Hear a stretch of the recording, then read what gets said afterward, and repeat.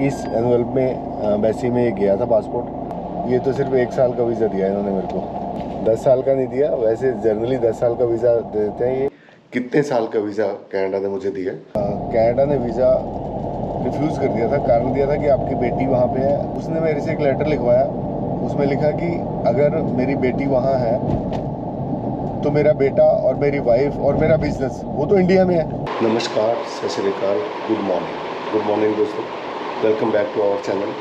आज हम आपको लेके जा रहे हैं VFS के ऑफिस, कनाडा यूके का, जहाँ पे बायोमेट्रिक और वीज़ा प्रोसेस होता है। वहाँ पे हम आपको लेके जा रहे हैं क्योंकि मेरा पिछले वीक ही मेरा PPR आया है कनाडा के लिए। मैंने कनाडा का वीज़ा अप्लाई किया था, बट एक बार कनाडा एम्बेसी ने मेरे को रिफ्यूज़ कर दिया था। बट उसके 22 दिन के बाद मुझे कनाडा एम्बेसी ने फिर से वीज़ा अप्रूव करके दिया है। वो मैं आपको बताऊंगा कि कैसे मैंने ये प्रोसेस किया और किस तरीके से उन्होंने वीज़ा मेरे को दोबारा दिया। तो फिर अभी हम चलते हैं VFS के ऑफिस, क्योंकि मेरे को जो PPR आई है उसको मैंने वहाँ पासपोर्ट सबमिट कराना है और उसके बाद वो आगे प्रोसेस के लिए चला जाएगा, वीज़ा जो स्टैंपिंग के लिए चला जाएगा, और उसके बाद फिर हमें वहीं से वो पिक करना है। तो फिर चलते हैं चंडीगढ़ के लांते मॉल में VFS के ऑफिस। दोस्तों निकलते हैं बस अभी हम लांते की तरफ, और आपको वहाँ का दिखाते हैं कहाँ पे बायोमेट्रिक होती है और पासपोर्ट जमा होता है। तो दोस्तों बस यहाँ से पंचकूला से मेरे को तकरीबन कोई आधा घंटा लगेगा, क्योंकि रास्ते में अभी ट्रैफिक होगा, क्योंकि ऑफिस का टाइम है। दोस्तों मैं आपको बता दूं कि मैंने 12 अगस्त को टूरिस्ट वीज़ा अप्लाई किया था कनाडा के लिए। मेरी बेटी रहती है वहाँ पे पिछले 1 साल से लास्ट ईयर अगस्त में वो गई थी। तो मेरे को लगा कि चलो यार मैं भी टूरिस्ट वीज़ा लगवा लेता हूँ और आपको व्लॉगिंग के थ्रू कनाडा का टूर भी करवा दूँगा। तो मैंने भी ये सोचा कि चलो ठीक है अप्लाई कर देता हूँ। टूरिस्ट वीज़ा मैंने अप्लाई किया, बेटी का एक वहाँ से लेटर लगवाया, और यहाँ से मैंने अपना जो आपको बता देता हूँ पूरी डिटेल की क्या क्या डॉक्यूमेंट्स मैंने लगाए हैं।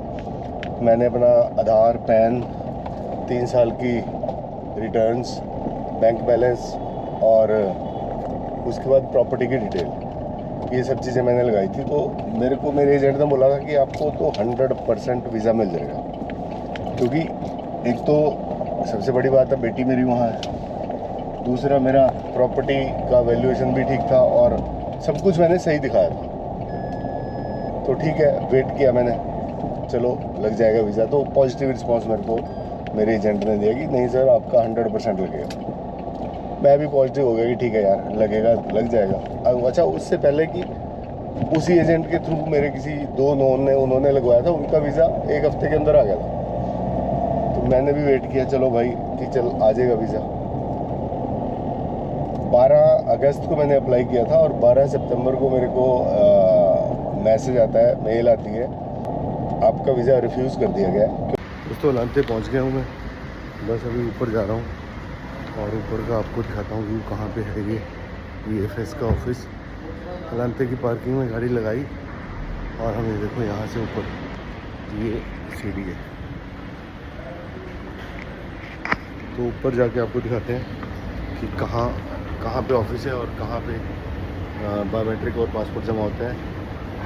क्योंकि अंदर तो शायद ये अलाउड नहीं करेंगे फ़ोटोग्राफी वीडियोग्राफी, तो हम बाहर से आपको व्यू दिखाएंगे और उसके बाद बाहर आके आपको बताऊंगा कि क्या क्या हुआ, कैसे कैसे हमने पासपोर्ट जमा कराया, तो क्या क्या फॉर्मेलिटीज़ की उन्होंने, और बायोमेट्रिक जब हुई थी मेरी तो उसका भी मैं आपको थोड़ा डिटेल बताऊँगा बाद में। अभी आपको दिखाता हूँ ये जो ऑफिस है कहाँ है।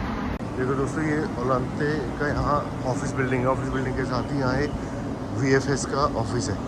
देखो ये बिल्डिंग है और ये पीछे लांते है। लांते मॉल बहुत मशहूर मॉल है चंडीगढ़ का, और ये यहाँ ये बिल्डिंग है। इस बिल्डिंग में हमें आना है अगर आपकी बायोमेट्रिक है तभी भी, और अगर आपने बाई हैंड पासपोर्ट जमा कराना है तब भी।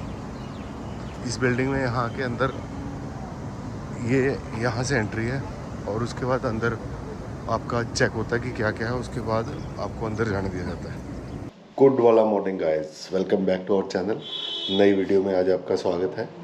फाइनली दोस्तों आज मेरा पासपोर्ट वापस आ गया है कनाडा एम्बेसी से। शायद स्टैंप होके आया है, शायद क्या उन्होंने मांगा था पासपोर्ट तो स्टैंप होके ही आया है। बस अब देखना ये है कि कितने साल का वीज़ा कनाडा ने मुझे दिया। और आपको वो भी बताऊंगा कि क्या क्या प्रॉब्लम्स आई। पहले मेरा रिफ्यूज़ कर दिया था कनाडा एम्बेसी ने, वो भी आपको दिखाएंगे कि किस तरीके से फिर वापस मैंने क्या क्या किया जो मेरे को ये वीज़ा इन्होंने दिया है। जब मेरा रिफ्यूज़ का लेटर आया था तो बहुत ज़्यादा मतलब बहुत सैड हो गया था मैं, कि मुझे लग रहा था कि यार अब क्या कनाडा मेरे को कभी वीज़ा नहीं देगा या क्या है। तो फिर मेरे एजेंट ने मेरे को एक तरीका बताया, वो मैं आपको पूरा बताऊंगा, पूरी डिटेल में आपको जब मैं अपना पासपोर्ट लेके आऊँगा, वीज़ा आपको दिखाऊंगा, उसके बाद मैं आपको सारी डिटेल बताऊंगा कि कैसे कैसे हमने क्या किया। उसके बाद कनाडा एम्बेसी ने हमें फिर पीपीआर रिक्वेस्ट भेजी और हमें फाइनली वीज़ा दे दिया। तो फिर चलते हैं दोस्तों लांते मॉल अपना वीज़ा कलेक्ट करने के लिए। तो निकलते हैं दोस्तों लांते मॉल की तरफ, और फिर मैं आपको दिखाता हूँ वीज़ा कितने साल का मेरे को वीज़ा मिला है। दोस्तों ये वीडियो आप पूरी एंड तक देखिए, जिसमें मैं आपको बताऊंगा कि किस तरीके से हमने दोबारा से उसी एप्लीकेशन को, वीज़ा हमने दोबारा नहीं अप्लाई किया, उसी एप्लीकेशन को हमने दोबारा से रिकन्सिडरेशन किया और कनाडा एम्बेसी ने हमें वीज़ा दे दिया। वो सारी डिटेल मैं आपको बताऊंगा, दिखाऊंगा भी कि कैसे रिफ्यूज़ हुआ, क्या रीज़न दिया रिफ्यूज़न का। और उसके बाद मेरे एजेंट ने जो मेरे को बोला कि ऐसे ऐसे हम कर सकते हैं, ऑप्शन है, तो मैंने फिर उसको बोला कि ठीक है। बट एक बात और मेरे एजेंट ने बोली थी कि भाई 99% ये होता है कि जो वीज़ा रिफ्यूज़ हो चुका है उसके चांसेस 99% है वो दोबारा से फिर रिफ्यूज़ कर देंगे। 1% ही चांस है कि हमें वापस से वीज़ा मिल जाएगा, 1% चांस है कि हमें वो वीज़ा दे दें, बट 99% ये चांस थे कि हमें फिर से रिफ्यूज़ल आ जाएगी।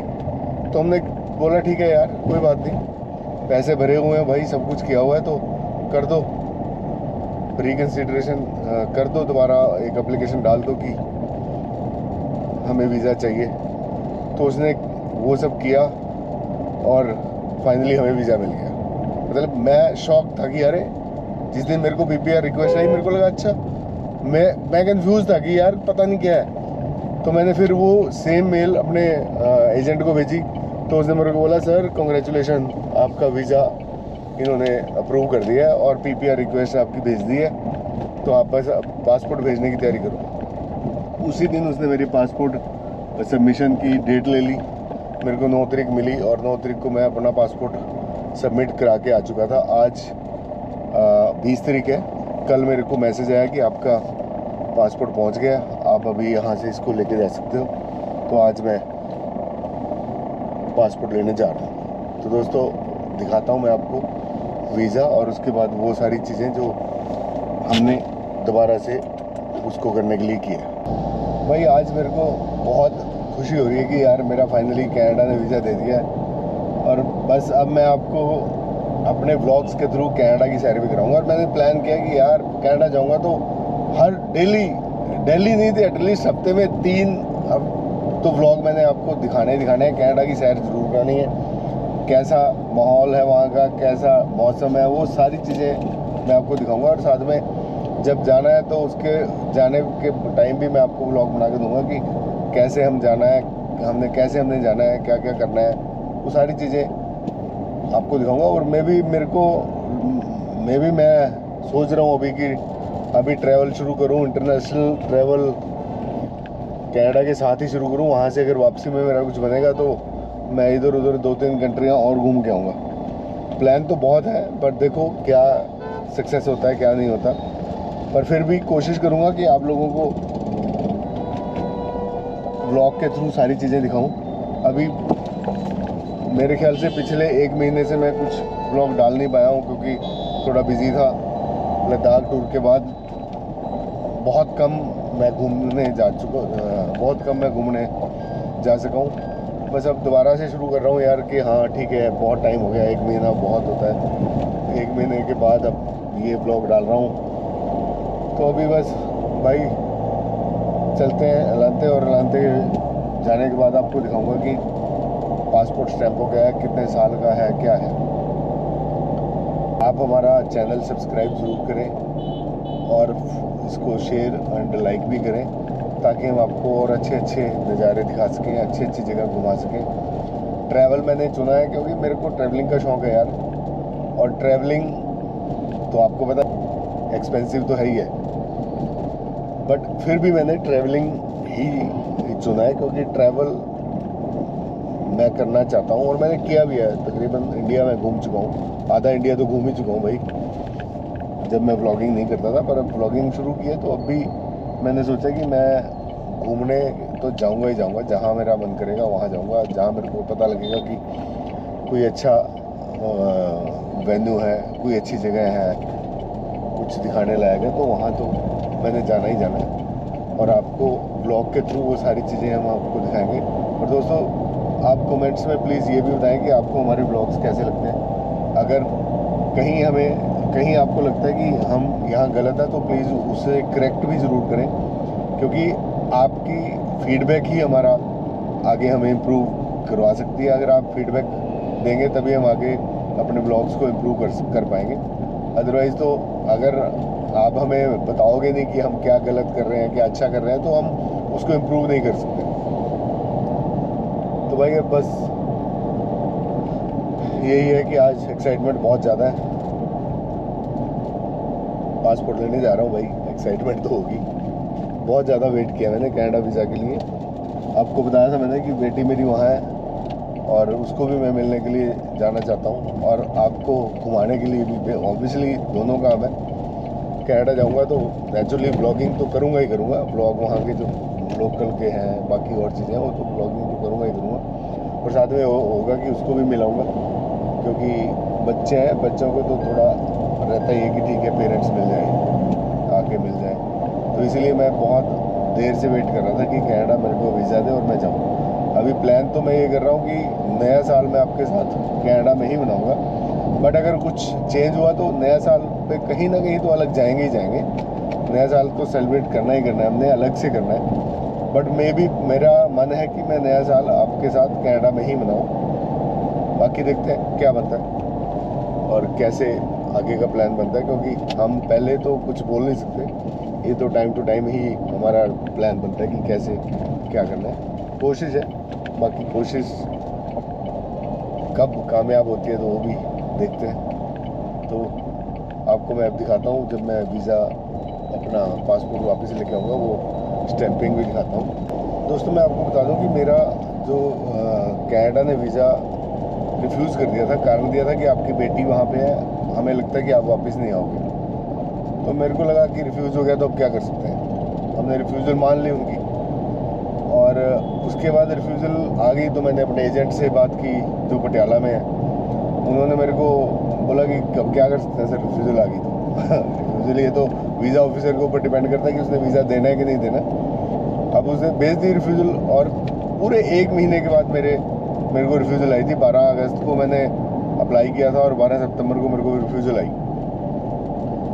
तो उसके बाद मेरे को उसका फ़ोन आया कि सर एक चांस देता है कनाडा एम्बेसी कि अगर आप सेटिस्फाई नहीं हो उनके डिसीजन से तो आप एक एप्लीकेशन दोबारा से डाल सकते हो कि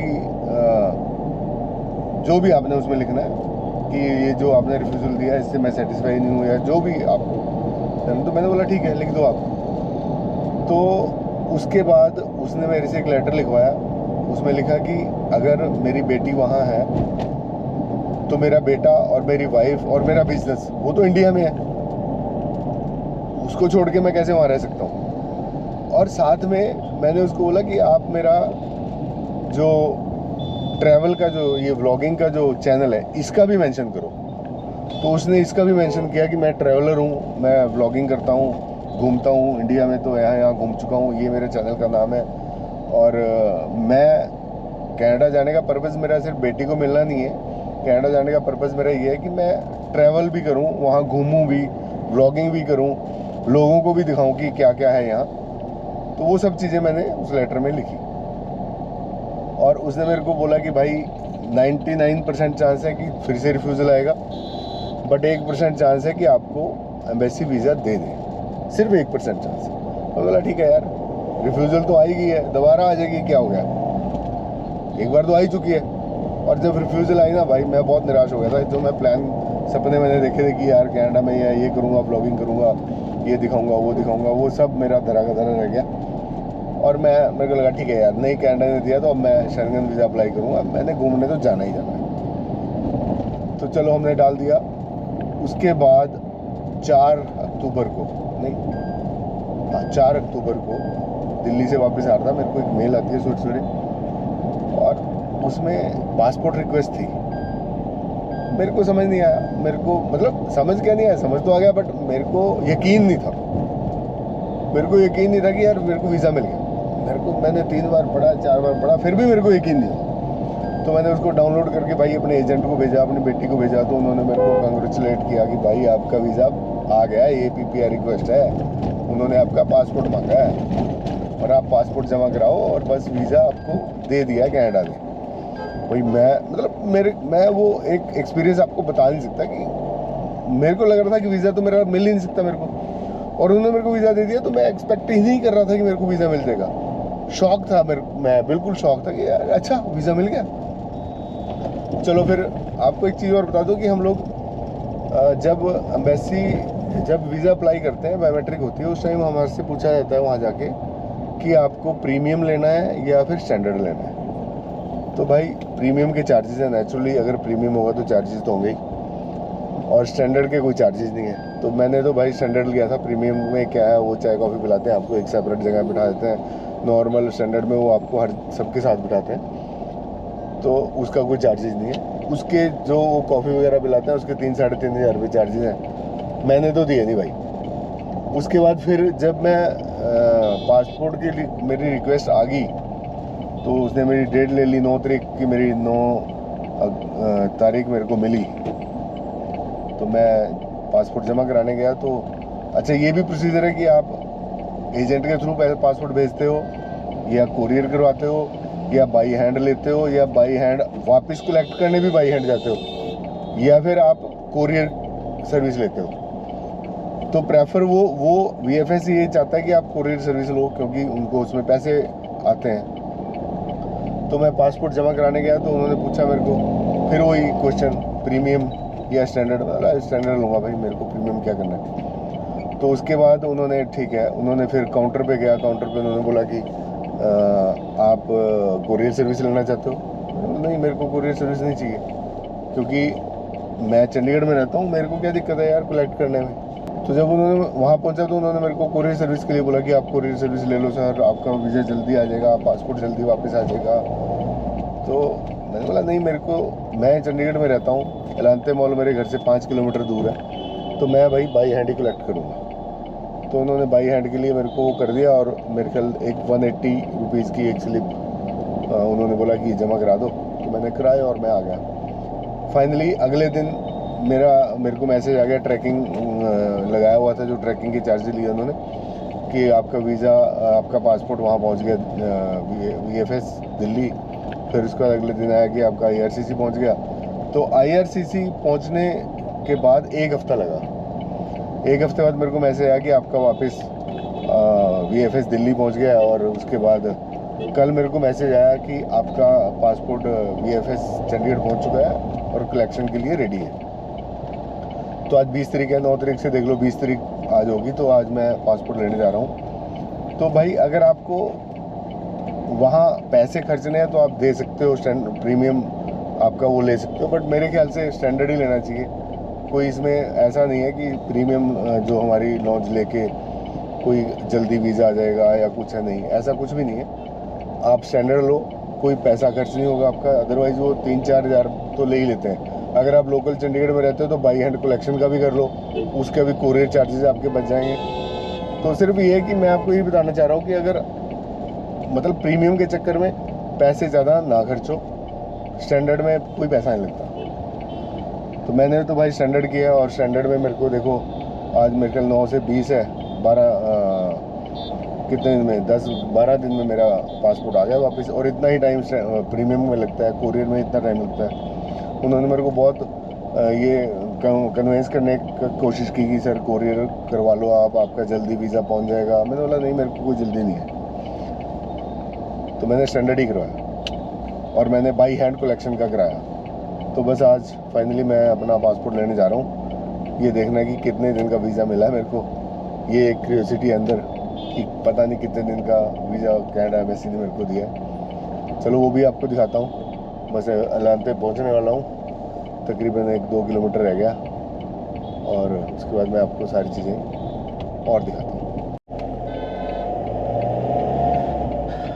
दोस्तों बस अलांते पहुँचने वाला हूँ, मैं आपको दिखाता हूँ अलांते पहुँच के फिर वहाँ VFS ऑफिस जाता है, क्या क्या डॉक्यूमेंट मांगते हैं वो भी आपको दिखाता हूँ। बस ये देखो तकरीबन मैं अलांते के पास पहुँच चुका हूँ। ये मॉल है और काफ़ी बड़ा मॉल है, मैंने आपको इसका रील्स भी डाली हुई है, वो भी आप देख सकते हैं हमारे चैनल में जाके। और चंडीगढ़ तो फिर है ही है आप खूबसूरत यार। चंडीगढ़ के तो आप अगर यहाँ आओ तो चंडीगढ़ में तो घूमना बनता ही है। बट हम लोग वही है कि चंडीगढ़ लोगों को बहुत अच्छा लगता है और हम लोकल हैं यहाँ, तो हमने देखो ब्लॉग एक भी डाला नहीं है अभी तक चंडीगढ़ का। अब मैं सोच रहा हूँ कि चंडीगढ़ का भी 1-2 ब्लॉग डाल दूँ, क्या क्या यहाँ देखने लायक है, क्या क्या हम देख सकते हैं और क्या क्या एक्सप्लोर कर सकते हैं, वो सारी चीज़ें चंडीगढ़ का भी मैं प्लान कर रहा हूँ यार कि 1-2 ब्लॉग डाल दिया जाए। देखो अब जैसे टाइम लगता है तो चंडीगढ़ का भी हम 1-2 ब्लॉग डालेंगे, चंडीगढ़ के बारे में बताएंगे, चंडीगढ़ के आसपास क्या है वो सारी चीज़ें भी दिखाएंगे। तो ये देखो सामने ये होटल शुरू हो गए और ये इंडस्ट्री एरिया है चंडीगढ़ का, यहाँ पे जहाँ अलांते मॉल है। और ये देखो ये आगे ये आ गया जी अलांते। एंट्री करते हैं, बस इसके बाद अंदर जाके पार्किंग में गाड़ी लगाएंगे और उसके बाद फिर VFS ऑफिस जाके अपना पासपोर्ट कलेक्ट करेंगे। ये एंट्री है, यहाँ से हम एंटर करके ये सामने जो बिल्डिंग है ये ऑफिस बिल्डिंग है, यहाँ पे ही हमारा VFS का ऑफिस है और बाकी ऑफिसेज भी यहीं हैं। तो गेट नंबर 3 से हमने एंट्री करनी है, 3 से एंट्री करके हम उसके बाद पास ही में ही ऑफिस है। ये देखो ये सामने बिल्डिंग है जो ये अलांते की बिल्डिंग है, इस साइड मॉल है और इस साइड ये ऑफिस है। यहाँ से हम एंटर करते हैं।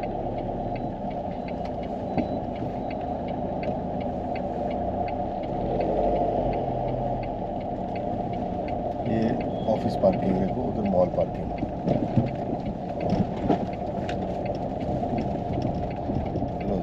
ये बेसमेंट में पार्किंग में घुस चुके हैं और ये फास्ट टैग से पेमेंट होती है यहाँ।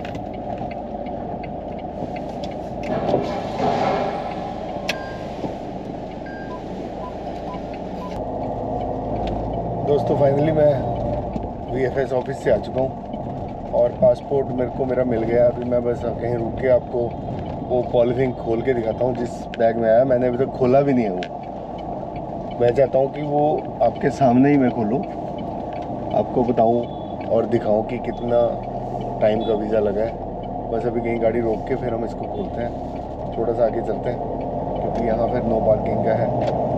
दोस्तों बहुत मुश्किल से मेरे को वीज़ा मिला है और बस अभी एक्साइटमेंट मेरे को बहुत ज़्यादा है वीज़ा की, क्योंकि मैं बहुत टाइम से सोच रहा था कनाडा अप्लाई करने के लिए, कनाडा वीज़ा अप्लाई करने के लिए।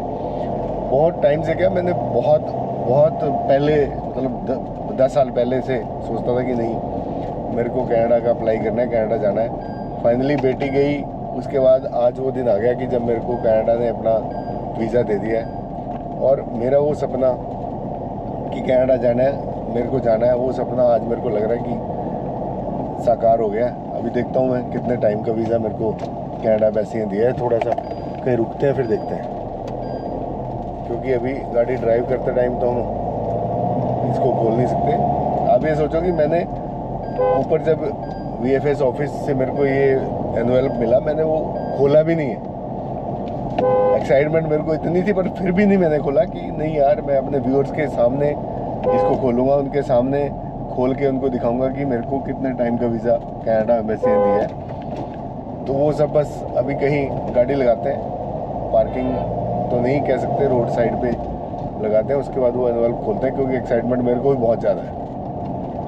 यहाँ लगा लेते हैं, ये थोड़ी छाया भी है और भाई चलो फाइनली ये एनवेल्प है।